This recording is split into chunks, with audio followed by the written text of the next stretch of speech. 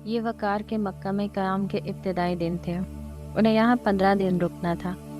ان دنوں میں وقار کا ایک ہی کام تھا، قرآن مجید کو ہاتھ میں لے کر پڑھتے رہنا۔ صرف پڑھنا ہی نہیں بلکہ اس احساس کے ساتھ پڑھنا کہ خدا بول رہا ہے، آسمان اور زمین کا مالک زمین کے باسیوں سے کلام کر رہا ہے، خدائے رحمان خدائے ذوالجلال اپنے بندوں سے مخاطب ہوا ہے۔ اسے سونیا کی بیماری میں سب سے زیادہ تکلیف اسی بات سے ہوئی تھی کہ وہ خدا سے دعا مانگتا رہا مگر خدا کی طرف سے کوئی جواب نہیں آیا۔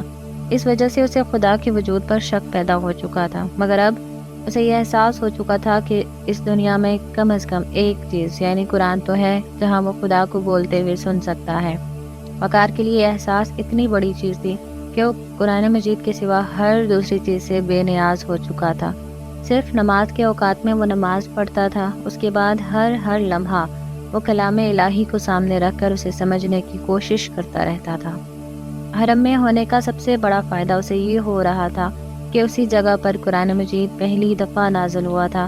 اس نے مذہب میں تو کبھی دلچسپی نہیں لی تھی مگر اسکول میں پڑھے گئے اسلامیات کے اسباق سے اسے کچھ نہ کچھ یاد تھے۔ اسے معلوم تھا کہ قرآن حضرت محمد صلی اللہ علیہ وسلم پر 1400 برس پہلے نازل ہوا تھا۔ حضور مکہ میں 13 برس رہے اور 2/3 قرآن یہیں پر اترا تھا۔ قریش کے لوگ مشرک تھے، اللہ کو چھوڑ کر غیر اللہ کو معبود بنائے ہوئے تھے۔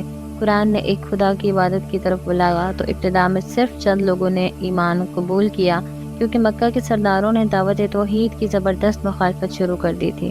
قرآن مجید کی تاثیر ایسی غیر معمولی تھی کہ جو شخص بھی اپنے تعصبات سے بلند ہو کر سنتا وہ اس کے سامنے سر جھکانے پر مجبور ہو جاتا تھا۔ اس حقیقت کا تجربہ تو خود وقار کو ہو گیا تھا۔ قرآن مجید کی چند آیات ہی نے اس کے دل و دماغ کو فتح کر لیا تھا۔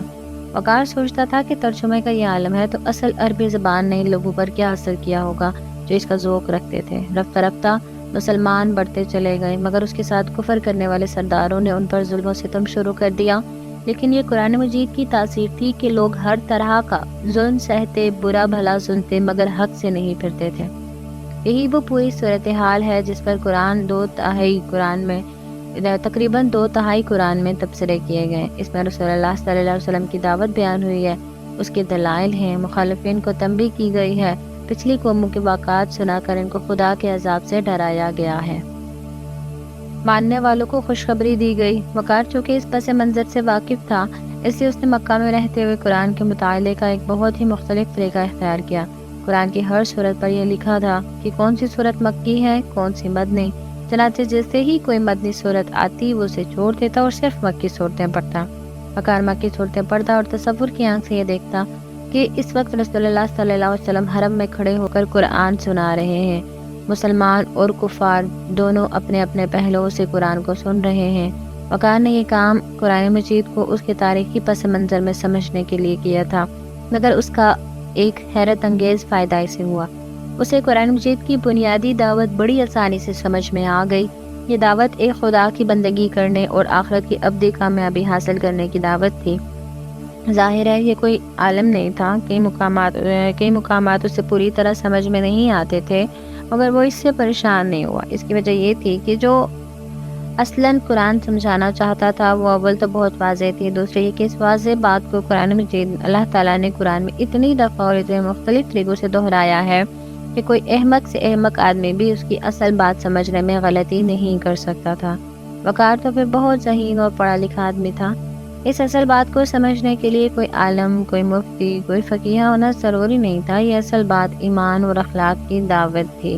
اسے یہ بات سمجھنے میں کوئی مشکل پیش نہیں آئی کہ اللہ تعالیٰ کے نزدیک وہ دنیا بالکل بھی اہم نہیں جس کے لیے لوگ جیتے مرتے ہیں۔ ان کا سارا راز اور آخرت کی کامیابی پر ہے جو ان کے نزدیک اصل زندگی ہے۔ وہ اس دنیا کو بس امتحان کا سمجھتے ہیں، یہاں کے تمام اچھے برے حالات صرف اور صرف امتحان ہیں۔ وقار نے مکہ میں رہتے ہوئے درجنوں دفعہ مکی قرآن کو پڑھ ڈالا، ہر بار اس پر اصل بات واضح ہوتی چلی گئی۔ بار بار پڑھنے کے بعد اس پر نہ صرف اللہ کا پیغام واضح ہو گیا بلکہ اسے یہ بھی معلوم ہو گیا کہ جنت کی جس منزل وہ انسانوں کی رہنمائی کر رہے ہیں اس منزل تک پہنچنے کا راستہ کیا ہے۔ یہ راستہ وہ اعلیٰ اخلاقی عمل تھا جس کی تفصیل قرآن نے کئی مقامات پر دہرائی ہے اور جسے سینکڑوں جگہ قرآن نے اجمالاً ایمان و عمل صالح کہا ہے۔ قرآن مجید کے بار بار یہ مطالعے سے وقار نے جان لیا تھا کہ ایمان کچھ اعتقادی چیزوں کو بس مان لینے کا نام نہیں بلکہ اللہ کی ہستی انسان کی زندگی کا مرکزی خیال بن جائے، آخرت کی ابدی کامیابی انسان کا مقصود بن جائے اور اس کے رسول حضرت محمد صلی اللہ علیہ وسلم کی تعلیمات اور آپ کی سیرت انسان کی شخصیت بن جائے۔ یہ ایمان کی اصل تھی۔ عمل صالح وہ عمل تھا جسے عام طور پر اعلیٰ اخلاقی عمل کہا جاتا ہے، اور جو عملاً رسول اللہ صلی اللہ علیہ وسلم کی سیرت اور قرآن مجید کی عملی تعلیم تھی، یعنی ایک اللہ کی شکر گزاری کے لیے تنہا اس کی عبادت، والدین، رشتہ داروں، غریبوں، مسکینوں کے ساتھ حسن سلوک، صبر، احسان، عدل، ایفائے عہد، امانت اور دیانت، سچائی کو اختیار کرنا اور لوگوں پر ظلم و زیادتی، ان کی حق تلفی اور صنفی بے روی وغیرہ سے پرہیز۔ مکے کے قیام کا پورا ہفتہ اسے گزر گیا۔ وقار تھا اور قرآن مجید کو پڑھنے اور سمجھنے کا عمل۔ دوسری طرف وقار کی والدہ کا ایک ہی کام تھا جو انہوں نے یہاں آتے ہی شروع کر دیا۔ وہ کام اپنے بیٹے کے لیے یہ دعا تھی کہ خدا اس کا گھر آباد کرے، اس کی تباہ حال زندگی کو ٹھیک کرے اور اسے دنیا اور آخرت کی بھلائی دے۔ ماں اور بیٹا پورا ہفتہ اپنے اپنے کاموں میں لگے رہے۔